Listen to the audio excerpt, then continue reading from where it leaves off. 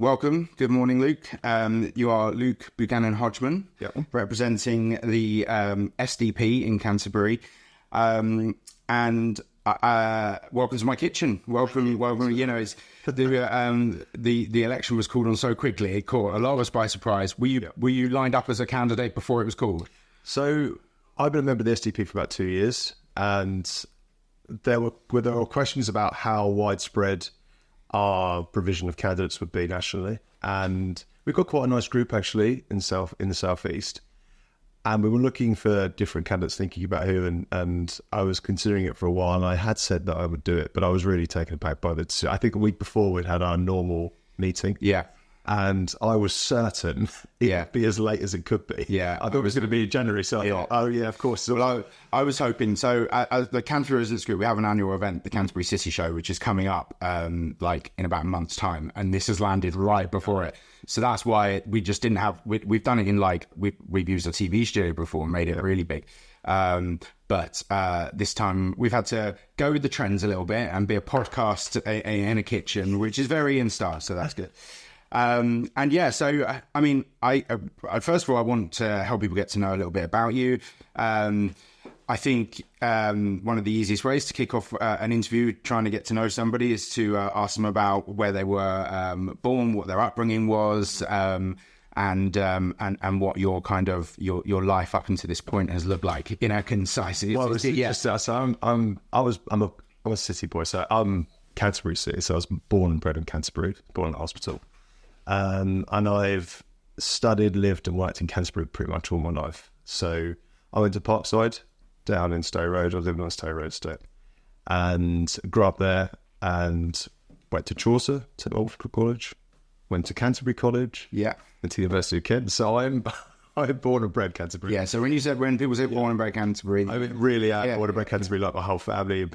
All my friends are here. So I've got a long, deep connection with Canterbury. And know extremely well, obviously. And so I started at the university. Well, I went to college, and from there, when I was at college, I was working as a postman. So I worked as a postman for about, I think, nearly a decade, actually, at the Military Road Sorting Office. Went to college, went to university, studied economics, and then I wanted to study a PhD. Worked in London for a while at a think tank for a short period before the Brexit referendum. I've been a school teacher locally as well, and since I suppose 2016-17 I've been a full-time economics lecturer at the University of Kent. So I've been a postman, school teacher, academic. I've been here my whole life. I'm a Canterbury resident, and there's lots of lots of people around. So your Canterbury credentials can't be questioned. What are your sort of your core principles then? So I mean, what your core values. So what I want to talk about especially is how your core values and your political values mesh together. I think when I think about what my core values, I'm inherently a Democrat, and I think I've been a member of different political parties, voted for different political parties as well. And I think in the last sort of 8 years, I've felt a bit politically homeless in a way. Like there wasn't a party which seemed to me to espouse the ideals that I thought were important. There were bits in different parties that I was attracted to, but there wasn't really a single party that I thought, as a whole, I could feel like I was at home with or agreed with the majority of their principles. And I mean, that's quite a common, thought that I think so. People on Canterbury Residents Group are been referring to themselves as politically homeless. Absolutely. I would say not to make light of the situation, but at the same rate as genuine homelessness has gone up, they seem to have almost gone with disillusionment with systems and too right. And that's where I mean. So I felt a bit politically homeless. So there were certain issues that mattered to me. Some issues mattered to me personally because I felt they were incredibly important as civic ideals, ideal free speech, free expression, freedom of thought, and for public mandates to be respected. I felt that there was a bit of a drift going on politically, and the SDP was a party for me, which I felt like adhered to a set of principles which I could agree with, and so that's why I joined that party, and that really is sort of for me the most important thing. If I'm going to be a member of a party, it needs to have some sort of fixed set of principles and ideas that I could agree with. And I just feel like when I look across the main parties, I don't want to say ideological, but it seems like whenever I listen to what their principles are, they seem to be sort of encamped into their own sort of mini bubbles. And I'd much rather a pragmatic approach to politics. I don't want to have to deal with people who are very much set in a specific ideological tone. I'd rather people think pragmatically about different issues and come to each issue with a completely blank slate and think, actually, how do we best solve this problem without having to refer to what we've previously done or we think we ought to do, or any sort of set prejudice around that. So that's kind of where I am and why. I'm also interested in how you're an economist. So, you do a Google search in your name, and the majority of the stuff that's coming back at me is lectures about, I found the coronavirus one's quite interesting, for example. So are you a very economically focused politician, would you say? Would you being an economist, that must narrow your focus somewhat? Strangely, but I was given many years ago when I was studying to be an economist, I used to have really long ranging debates with a friend of mine, and he once gave me a book, and in the book it said, not everything that counts can be counted. And it really stayed with me as an important thing to always balance against that view. Yeah, I do focus on the economics. I think my training as an economist allows me to think much more seriously about trade-offs and being honest about those trade-offs, which again, I think is kind of absent in public life. When I listen to a lot of different policies, especially this election, I think I wouldn't say a lot of dishonesty. I think there's a lot of mistaken ideas coming out. There's a lot of ideas which are poorly funded. So I think that economics does play a major role in the way I think, the structure of my thought. But it isn't as though the single criterion by which I would judge everything is through some sort of hard economic lens, because there's so many things in economics that either A, we don't know, B, we can't know or quantify, and C, is outside the realm of economics. And we think about, I was at Catching Lives yesterday, and you've got hard economics decisions in 2010 around austerity, and then you've got the real world outcomes that you see now because of that. And so this is really difficult. It's a lens of which to view things and think about things, but it has to be tempered by what else is going on. I think there's a very strong logical argument for that. I think that what people will want to understand and be certain of is that I think sometimes people, in economics can be accused of being quite dispassionate, quite sort of, taking. You mentioned trade-offs, for example, and for a lot of people, trade-offs are a lot more complicated when they're on the balance of that trade-off. And so, are you able to keep this sort of the emotion and the passion that's still needed to serve people, to represent people? Yeah, I could agree more. I think sometimes it's a matter of properly being honest and open about what the trade-offs are likely to be. I think sometimes it's very, very easy for everyone to say, here's a solution to a problem, when you may know you're not likely you're not likely to be in a position to ever actually see it through, right? Because you look like there's an easy solution. You just look at the current manifestos of most parties at the moment. You look at them, you think, well, these are great ideas, but you're really being serious about how possible this is. So I agree, but at the same time, there is a moral duty on people that understand the trade-offs to make them very clear and evident. So it's incredibly difficult. There's a fixed amount of money, and we're talking about money here. We're talking about decisions around what our spending plans would be most of the time, right? That's really where economics comes in. And so whenever you've got those decisions, you're going to always face what we in economics, I don't want to bore you with economics section, but we in economics called opportunity costs. There's another thing you could do with that money. There's always another thing you can do with money that you have. And it's really the job of economists to try to provide people with a menu of those options. We're not here as some sort of moral or ethical arbiters of what ought to be done. Economists in their proper form, in their proper function, say, here's one thing you can do. If you do that, those funds won't be available for that alternative thing you can do, right? And in both of these cases, you're going to have groups that would benefit and groups that won't benefit. And so when you think about whether economists sort of have the emotional bandwidth to think really carefully about how that matters or how that's going to impact local people, I see the role of an economist is to serve up an option and say, these are the options available to us with what we have. We need to have to make a choice as a community. You know, as a constituency, we need to make a choice. Do we want X or do we want Y? Some people will say you can have X and Y and Z and everything else, but the reality is we can't. And so economists, I think their proper function is to serve an option and say, this is what we can have. Mm-hmm. If we want more, this is the additional cost that you're going to have to bear for that. Mm-hmm. But we're not here to make a judgment, say what you should choose. Mm-hmm. We're here to say, this is what you can have. It's your options. It's not there to sort of direct you down that path. So I'm getting a heavy, strong dose of realism. Absolutely. Well, pragmatism. Pragmatism, and I think, I think that sounds like a good place to start from when thinking about serving people. What would the effect of being an MP be on your life? So, you've got a job at the moment. You'd have to move on from that to go to Parliament. You're representing a smaller party.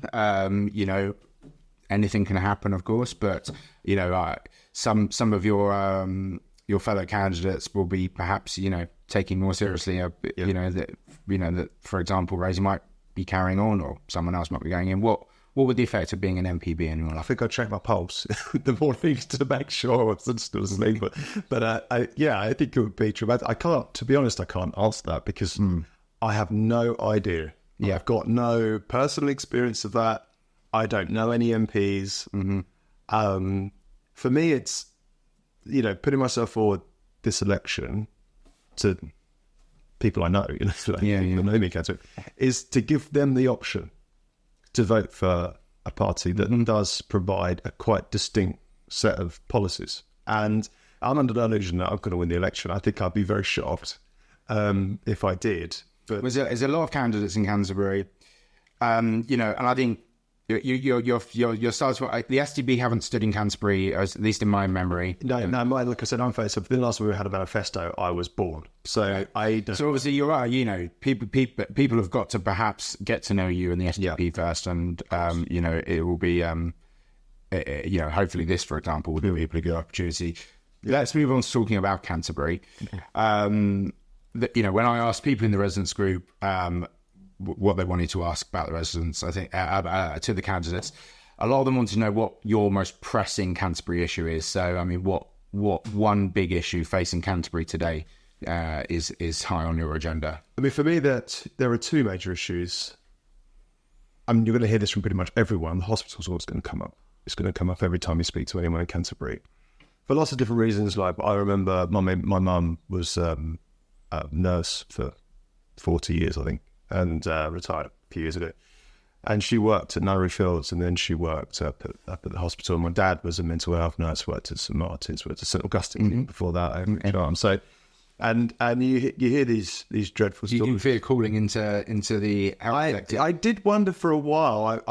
My mum was hooked on crime programs. She's still hooked on crime reading, and she was nudging me there. Yeah, but I wasn't nudged hard enough in that direction. But so I think the hospital was dreadful. I hear stories all the time about a single doctor on the entire night shift, for the whole hospital, or patients, with delayed discharges, not being able to go out because there's not enough community support. And I think as a community, given the serious pressure we're having to deal with through our plan around housing, it seems, again, this comes back to idea like pragmatism and realism, right? I mean, you're dealing with a city which is growing, that has an enormous number of students every single year, a city that's having to provide more and more homes all the time, and a city that's dispossessed of a serious hospital. It seems to be utterly mad. It's hard actually to find words to describe how mad it seems to me. I mean, at one point it's like 350 beds or something in the hospital. I mean,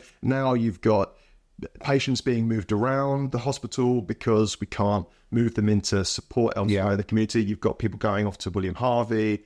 You've got people going down to QEQM. You've got cancer patients that don't want to go to the hospital because they're afraid of waiting times. I mean, it's dire. And So that's always going to come up. That's not so Ken and Canterbury Hospital would be firmly in your crosshairs as a place that, you know, you'd be driving for change for. But what happens to the 40 hospitals? Well, I mean, this is my disillusion with politics. You hear about issues that really matter to people, and people vote because they hear policy pronouncements. They hear people say, this is going to change, or that's going to change, or we're going to do X. And they vote for that. It doesn't happen.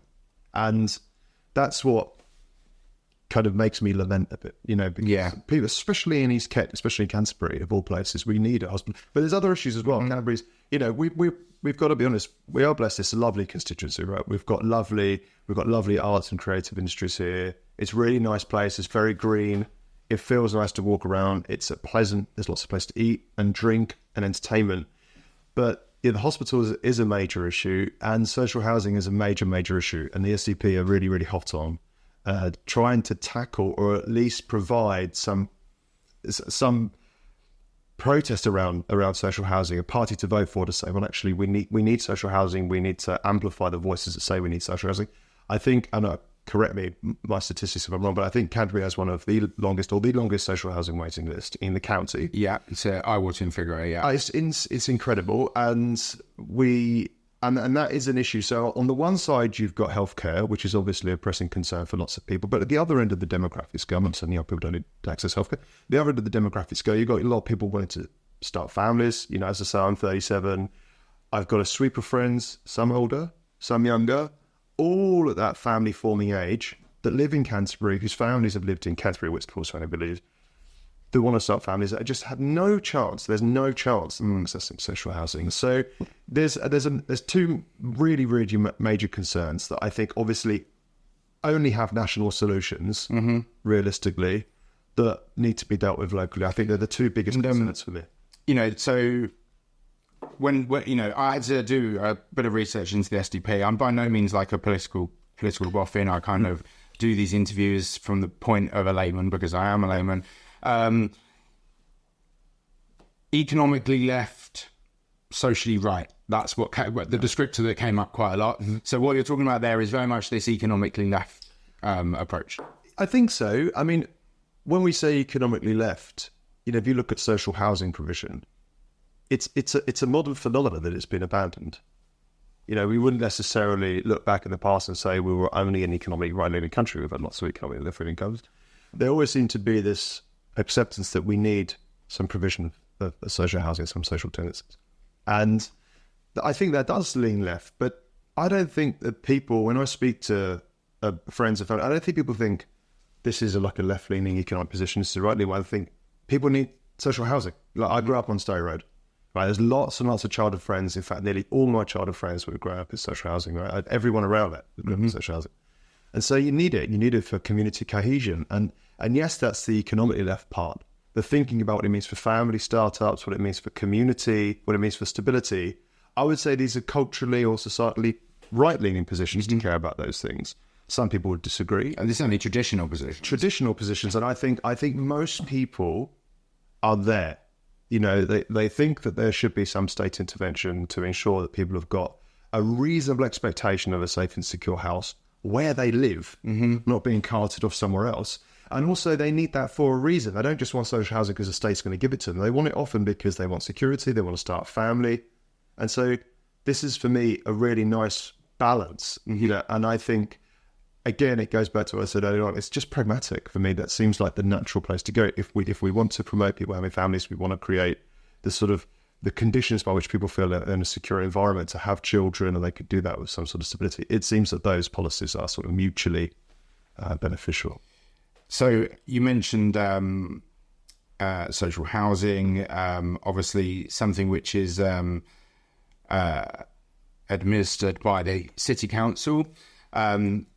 City Council have faced budget cuts year on year for, you know, a decade, I guess it's been. Certainly the residents of Canterbury have seen the level of service that the council can provide drop and drop. Have the SDP costed and are they genuine about putting money back into local councils? Because I think that's what residents want to see. So I think there's two things here. So as an economist, this is where economics comes in. I wouldn't join a party if I thought it was fiscally irresponsible, or if they were just making or banding around, offers to the public on tax or on policies which just are either A, unachievable, or B, achievable only by the strictest cuts or austerity max or something. But not just austerity max, but I mean, if you and are we allowed to mention other parties in this podcast? Of course. If you look across the spectrum, if you take the two opposite ends of the spectrum, and I've got my economics hat on, if I think about the Green Party or I think about Reform, each of them have got equally as unattainable positions economically. You've got the Green Party, they're proposing a 90 billion carbon tax, which as it becomes more successful, you raise less because you tax the consumption of carbon, right? So if you're trying to stop people using carbon, if you're completely successful in that, you raise no tax because no one's using carbon, you can't tax it. Mm-hmm. Likewise, with Reform, they've got a whole range of policies. One of them is a really complicated policy around QE that I'm quite excited to ask the Reform candidate about because it's purely economics.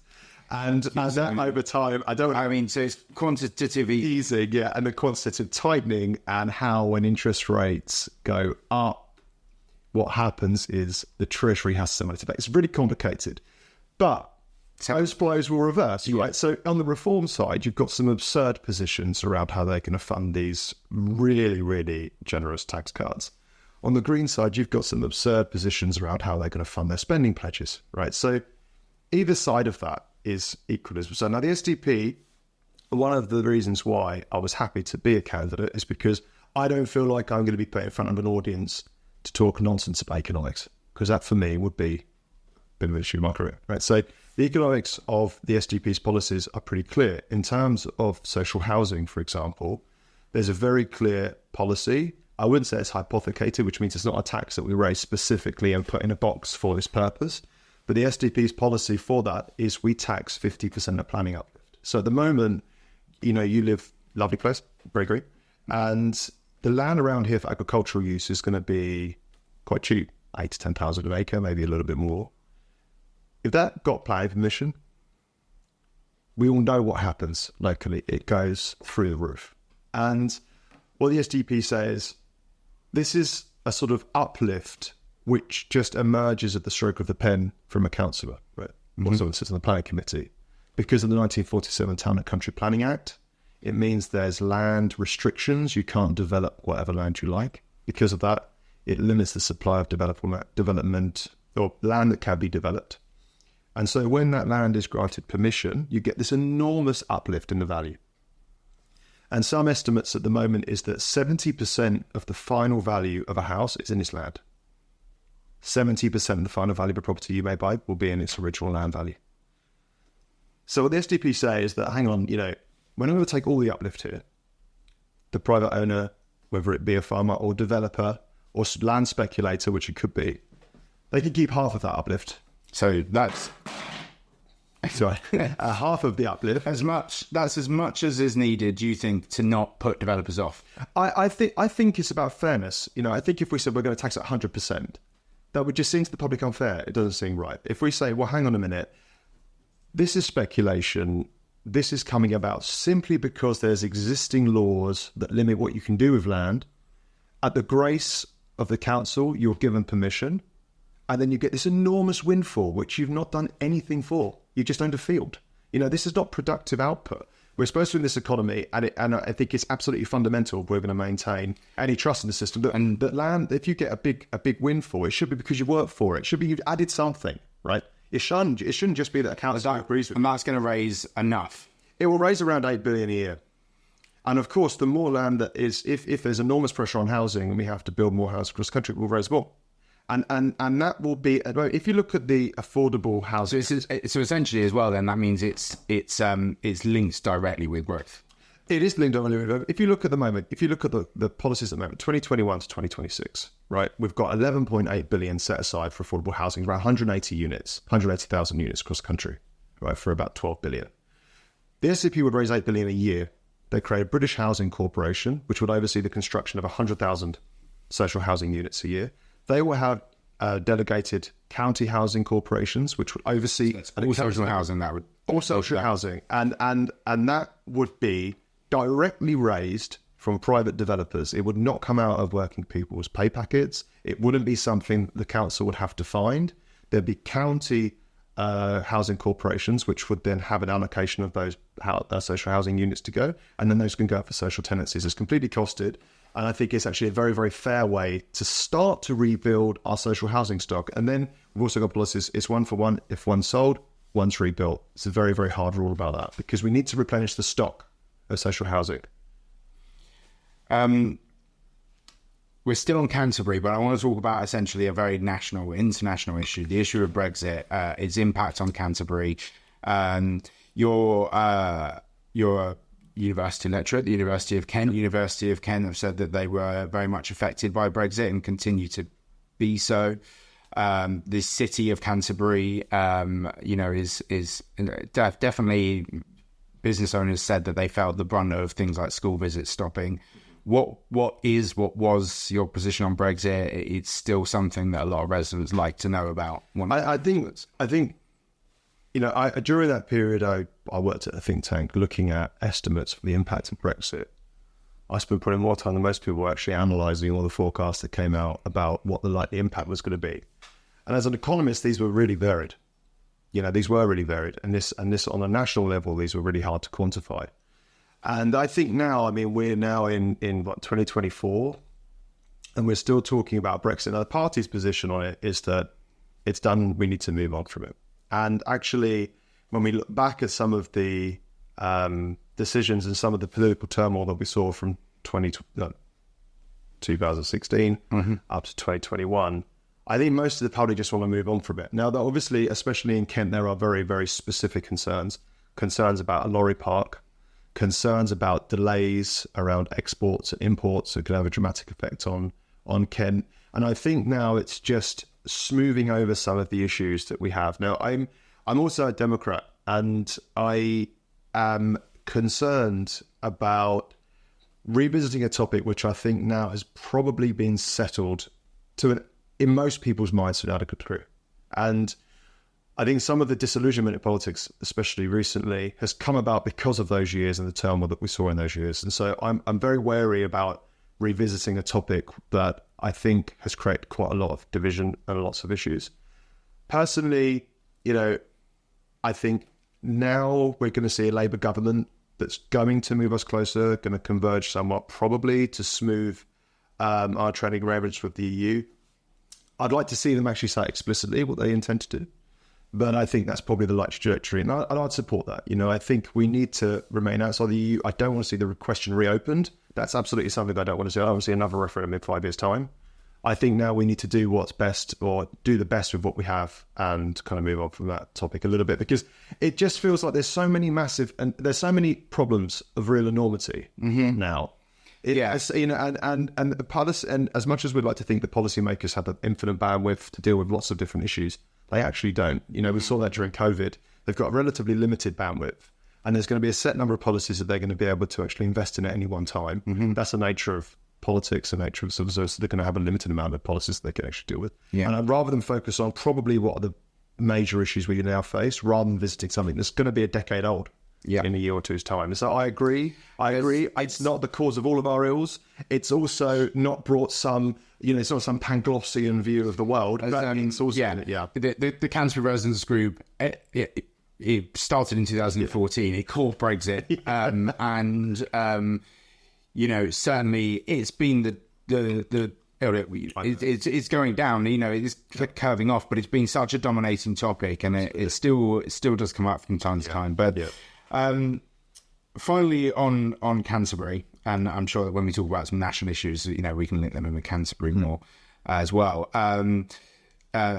Climate, environment. We have a beautiful river running through the city that is, taken great care of by volunteers, mainly picking litter out of it, trolleys. We have groups that look after our parks, Friends of Westgate, Friends of Solid Orchard. Solid Orchard. Do you think these groups are getting enough support? Do you think it's their job even to be looking after the... It's a fantastic question, because one of my best friends is a volunteer at Solid Orchard. And the lady that runs that, very lovely, does fantastic work. I love to walk through there and have a look at the roses. It's fantastic. They obviously don't get enough support, clearly. And, you know, we look around Canterbury, like I said earlier on, we are graced with this wonderful natural environment around us. And I do think it's sad because, in a way, it's sad that there's not more public support. But it's also nice that people volunteer their own time to do things like that. And in a way, it kind of heartens me a bit because you think, well, you know, that the council don't do that. The public step in, people that actually really care about the community that they serve. And we all do that in different ways, right? Every one of us wants to be involved and help civically. We do it with the Canterbury Residents Group. We all do it in our small ways. And it's quite nice that people who may not have gardens of their own feel like they can go to a place and actually improve the civic infrastructure for everyone in Canterbury. So they do, in my opinion, need more support. It does come down to being honest about trade-offs. Would the public see that as a good use of funds if it meant there couldn't be other services? I'd like to see the public's response to that, because otherwise I'm just speaking about what my preference would be. I like parks, right? I'd probably opt to say there should be more council funding going into green spaces and parks. If I go and sit in somebody's orchard, that would be nice for me. But would residents see that as a good use of the public money in straitened times, as we know there have been now since 2010? I'm not sure. I think I would like to see that personally. So you consider yourself an environmentalist, but I do, yeah. But led by the necessity for prioritisation. 100%. I mean, I spent this winter laying hedges. You know, it was great. Really enjoyed it. It was a nice way to spend. It's a nice way to spend January, February. It was a bit bracing and it was a bit prickly, but it was good. And I personally love that. I mean, there's nothing better for me than on a Sunday to go for a nice walk with the dog. I live just outside Blean. You know, we're graced with wonderful spaces. It's fantastic. And so I personally love that. But at the same time, I'm not, it's not like I'm not alert to the fact that there would be choices in that. And I may be not aware of just choices that would have to be made. Very quickly on Blean, lots of interesting plans and proposals for development there. We'll move on to a national issue. So very briefly, what's your view on the development proposal? I have to be completely honest. I've not read through every piece of documentation. I won't pretend I have. Our policy has quite a clear position on ancient woodland. It has to have legal protections, added legal protections. To the extent to which that development impedes into the ancient woodland or damages it, that would naturally conflict with our national policies around that. Now, Blean is quite evident. I mean, I don't know the various areas in Canterbury that would be alternative sound developments. And anytime I listen to other candidates in this election, I'd like to ask them a question: if not Blean, where do you support the mass development then? Because we need it. And I think the better question, and I'm not doing your job, but is, if not Blean, where? Because it's very easy for us to say, not next door to me, Gov, you know, and I would be right next door to it. I think of all the candidates, I probably live closest to it. And I'm just cautious of taking the easy approach and saying, no, not there, and not Broadlands, and not Water Meadows, and not, you know, and I think we need to say, okay, where as a community do we think they need to be built? Because we do need them. I think saying where they need to be built is important. Blean seems to be a bit like the Water Meadows, quite a challenging place to say that they ought to be built. I would like to see real detailed arguments about specifically why they're right next to ancient woodland and one of the largest areas of ancient woodland in the country. Why right there? But at the same time, we do also need, as I say, this pragmatic approach. If not there, then give us somewhere else. So you have your pragmatic questions to be answered for you. I want to talk a little bit about. I mentioned earlier this left economically, right socially in other areas. You mentioned hedge laying. I want to talk about borders, right? I want to talk about immigration. SDP quite a robust policy on immigration and absolutely very different to some of the other parties. So tell us a little bit about that. So the SDP have got a clear stance on it. It should be skills-based, needs-based, legal and under democratic control. Now, those four caveats, I think, are equally as important. Some of these are issues which require national planning. If we're thinking about skills deficits, they certainly require national planning. I mean, for example, if you go onto the government website, I'm an economist, so I like to do this, right? If you look at the shortage occupation list or the skilled workers visas list, you'll see a range of work there which we see as skilled. And when you look at that list, you'd have a range of prejudices around what you'd expect to see in this list. Chemical engineers, software engineers. And you go along the list, you'll actually find lots of jobs that you're quite surprised are in there. General handyman. Now, I'm not saying that a general handyman is not a skilled thing, but it would seem, in a way, to define it as opposed to a skilled thing. A general handyman would seem a jack of all trades, right? Someone that could do most little bits and bobs. Mm-hmm. Florists, dancers, there's lots of jobs in there. You think, are these not things we can really train people in Britain? Are these? Why have they ended up on the list, do you think? I'm not really sure why they're on the list. I think the liberalisation of immigration under the Conservatives, under Boris Johnson in particular, was antithetical to the ideas that they ran on in the election. This is another reason, again, why I think there's just this lack of democratic accountability and control. I think most of the British public, and if you listen to the conversations around the 2019 election, you would have presumed that we were going into a really hard immigration stance, right? If you listen to what they said, you'd have thought, hang on a minute, immigration controls are going to be tightened extraordinarily. We're going to go to a skills-based system. We're going to be highly selective. We're going to have highly skilled people from all over the world.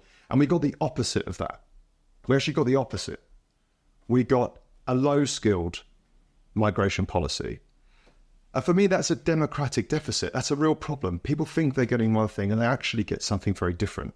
And so when you look across this list of skilled occupations or shortage occupations, there's so many in that list that you think rightly could be done or trained from UK workers. And we've got a real problem with people that are out of work. I mean, there's no way around it. If you look across 18 to 24-year-olds who are not in education and training and not economically active, you look at about 500,000 people. If you look at the number of people on out-of-work benefits, it's about 5.5 million people. You know, we've got a serious pool of people in this country that want to work, that are struggling to match up with the skills that we need. And this is a moral failure. You know, the SDP is left-leaning economically. You know, if we aren't training our own people, this isn't just welfare can pick up the bill. This is actually a moral issue for the government. The government should want to give these people an option to train. And so the SDP does have stringent rules around migration because it sees it as a natural sequitur to say we should train the people that we have in this country to do the skills that we need. Mm-hmm. There's a reason why we have a red list now for overseas healthcare workers. It's because inherently the government's realised that taking overseas healthcare workers that are needed more in that country and bringing them here is an immoral thing to do. And so we've made the government's changed the rules now to say those people actually in those countries we can't take because they need those skills. So the immigration policy of the SDP has some very specific caveats. Foremost amongst those is that we need immigration to have a democratic element to it. And isn't there's a pause of some kind? Pause in general. I mean, not for essential migrants. I think does that include asylum seekers? No, I think the asylum policy we have, I would say, is if we separate the asylum from the immigration, because I think sometimes the people... But they do get muddled. They do get muddled, and I think we have to be very, very careful around, when we talk about these issues, to be very specific about the terms. When we talk about migration, most people would think about migration as people coming to this country to live and work. I think in the public's mind, that's what you would think. And perhaps bring dependents. And perhaps bring dependents for that, and there'll be specific rules around that the government have changed recently, but... there'd be ideas around what that means. You know, if someone says, well, we need more migrants to work in X industry, people can get on board with that. They understand if there's a deficit there. But also I think people then anticipate that there's a plan. You know, you don't just say, we've got a shortage in, you know, I mean, if you look on their dry liners, for example, plasterers, friends of plasterer, there's a real shortage of plasterers. Mm-hmm. That's on the skilled occupation. That is a skilled occupation. But again, it's one of those areas where, okay, we may need more plasterers in the short term, but also we would expect that we can have apprenticeship schemes, etc., that we can fill in that gap in the medium to long term. I think the problem is that under 14 years of the Conservatives, there's this allergic reaction to planning. They're ideologically right-wing on the economy. They think the market's the solution to all things. We don't need to have a national plan for skills. And actually, most British people would say, well, if we've got a deficit in these areas that we need to cover through migration, we should still have a medium and long-term plan for skills. Mm-hmm. We still need to say that the colleges are going to be able to be properly funded to provide technical qualifications. So young British kids are able to go into these industries that are well paid. Yeah. And they are well paid in the main. So I think the migration policy of SDP, just to fully answer your question, is yes, it is stringent, yes, it's tight, yes, it's got some conditionality to it, but that's coupled against a planning policy for technical skills, vocational skills, and proper healthcare training as well in this country. It's not just absent from that, i.e. we just don't like Minecraft. That's not the idea. Yeah. Not got long left, so we're going to have to rifle through some really big issues in very small ways. It's going to be, which is far from ideal for some of these things, but I guess lots of obviously talk on the residents group. We're a group that allows people to talk about anything, any topic. So lots of talk about Palestine, Gaza, and their conflict with Israel. Does the SDP? Do you have a position on that? On the specifics of Gaza, for example, calling it, would you call for a ceasefire? I think so. To my knowledge, the SDP doesn't have a party position, and to be honest, on issues like this, I think parties have allowed some flexibility to make moral statements about it. I think Israel has the right to defend itself. In terms of a ceasefire, I don't think anyone doesn't want to see a cessation of violence, so long as there's a fair reciprocity in terms for both sides of that. I think Israel has to have the hostages returned, and there'll obviously be caveats around that for the Palestinians. But I don't think anyone wants to see the end of violence in that area. The extent to which a British sovereign parliament can determine that, I think, is questionable. And I don't like politics, which is pure posturing either. I think, yes, no one can see it and think it's not obviously a tragedy what's going on. But at the same time, Israel does have a right to defend itself. And that would be my position on that. But it is an incredibly complex situation. I think most people, I think everyone wants to see resolved, but wants to see resolved on terms which I would say would create a long-term sustainable peace, not just one which is going to be peace for 90 days or something. I think you want to see a long-term solution to that. And what about, staying on the theme of military and defence and changing worlds, lots of movements in terms of relationships between countries and diplomatic arrangements. What do you think the outlook for the world is in terms of global peace? Not particularly optimistic, to be honest. I think it's quite scary, really. You're seeing how long are we there? So, you're seeing fragmentation. If I look from it from an economic point of view, in around 2008, 2009, you saw a peak of global trade out of GDP, which means the amount of interactions going on between countries economically kind of peaked around the time of the financial crisis. Ever since then, you're seeing a kind of decline or flatten out a bit when you're seeing a little bit less trade volume going on. And this really matters. We think about trade between partners and nations and friends as something which actually reduces the likelihood of conflict. And we're seeing that trend reverse. I think the South China Sea, if you're looking at Taiwan, you think about Ukraine, you can see a split globally. You can see what's happening in the Middle East. These things aren't separate. These things aren't separate. And there's been lots written about it. We could spend another hour talking about it. I'm not particularly optimistic. I think, and this, I don't want to just move something of this kind of magnitude back towards the SCP, but it does naturally fit with our view of having some resilience. I think industry is very, very important.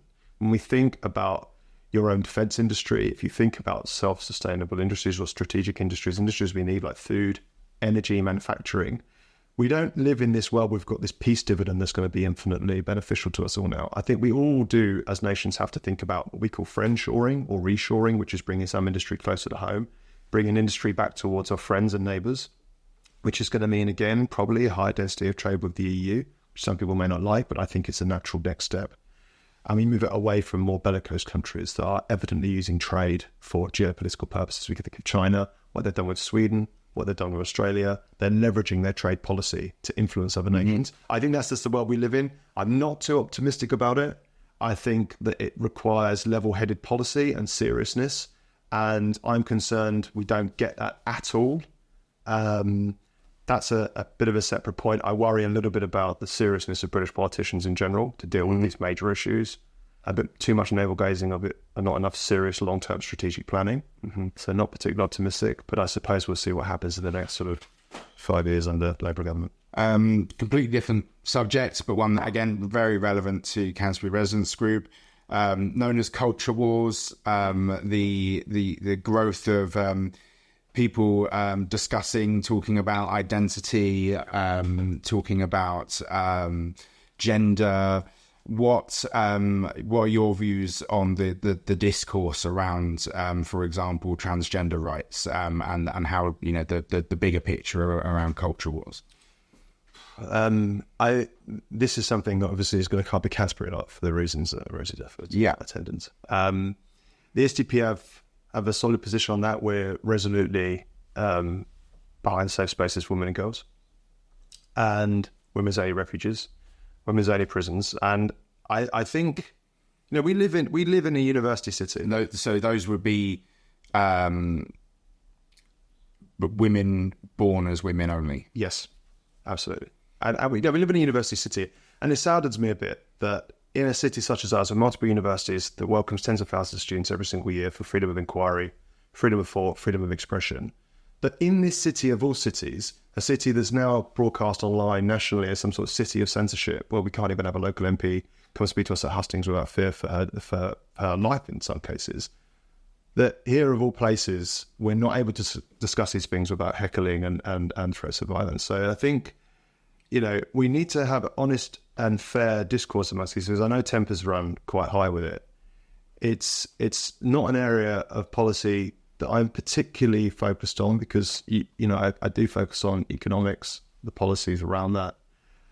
But at the same time, the SDP does have quite clear policies about it. And I think it shames us a little bit, especially in Canterbury, that we can't have that open and free discourse that here of all places we should value even more than in other cities, given the number of universities and students we have. I would expect here more than any other places, we'd throw a ring of intellectual steel around people that have critical views, have challenging views, have views that some people don't want to hear. But I would hope locally that we could protect those views and at least allow people to speak them freely without little hindrance. And so on those issues, yes, I think safe space for women and girls is non-negotiable. The SDP is unequivocally for freedom of thought and freedom of expression. In fact, if the only thing anyone takes from Canterbury, if all the contributions I make, of all the little things I do, if the only thing they remember is that the one party that was unequivocally for freedom of speech, freedom of expression, freedom of thought is the SDP, I'd see that as a fantastic win. You don't great success. You don't see any downsides, any negatives to a world, because in Canterbury Residence Group we're making that decision all the time. As where do we draw the line between something which is acceptable to say in the group and acceptable to not? And it is very hard, but ultimately someone has to make a decision. I guess that's always the big question when it comes to talking about freedom of speech. Who's the arbiter who makes that decision? Quid custodian custodes, right? Who's watching the watchers? There are trade-offs. But I think the civilizational trade-off of shutting down freedom of thought and expression is above all other considerations. So I agree there are obviously really difficult questions around this. It's not a simple issue. But I think sometimes where the question gets more and more complex, sometimes the solution needs to be simple. Mm-hmm. And being unequivocal about it rather than sitting here saying, well, it's really tough and some people, and dancing around, I think is honest. I think that, there are people that for this matters enormously for personal reasons. And I don't belittle that experience. I don't understand it. I don't have it. I won't pretend I do. Right.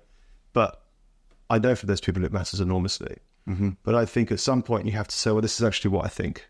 This is what I believe about it. You're free to think what you think. You're free to argue your points civilly and fairly, and I'll listen. But this is my position. I imagine it's very, very difficult.